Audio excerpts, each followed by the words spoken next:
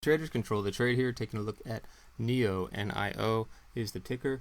We're going to try to do this short and sweet, get to the point for you, give you some high probability support and resistance areas, and take a look at this chart in just a few minutes time. So let's go to the daily chart first.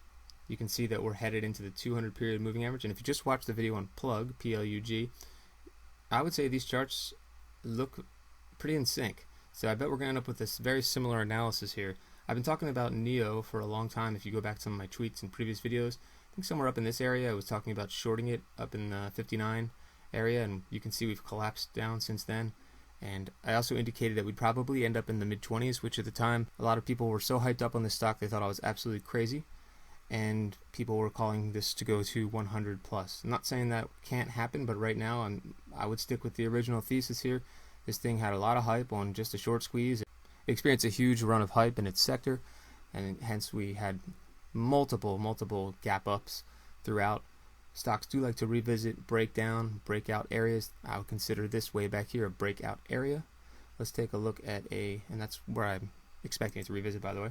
So let's take a look at a weekly chart. We can learn a lot from our weekly charts, and you can see we've kind of reversed down into this bear flag pattern. We've been consolidating in this huge move downward, consolidating, and then usually that will break us down to the downside. Now on the flip side, you could also take a look at this longer term chart and say we've made a bull flag and we're consolidating within that. But at the end of the day, we have the 50-week moving average kind of as our tipping point between both, and that is $30.10. So we start to get down in that area, or we start to close below that area, then we will visit the mid-20s. On the flip side, we're going to look at the bull case, because when we look at a chart, we try to keep our biases to ourselves. Even though I'm not a fan of NIO, I'm just going to look at this chart just like any other chart and say where the support and resistance are and what we need for the bull case and the bear case.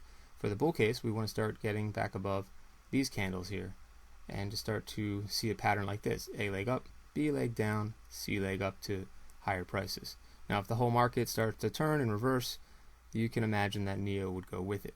So we are at an important, I'd say, kind of inflection point here on where we need NIO, if you're a bull, to start getting some nice candle closes back towards the 20-week moving average.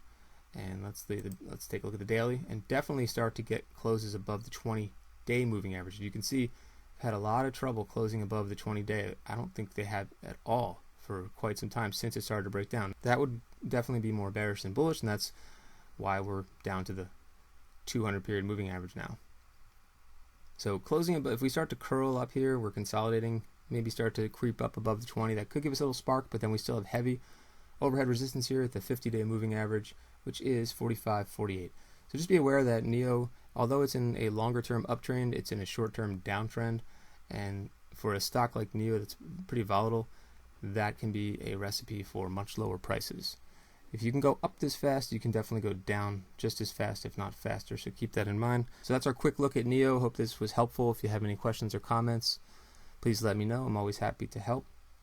And thank you for watching. Remember, don't let the trade control you.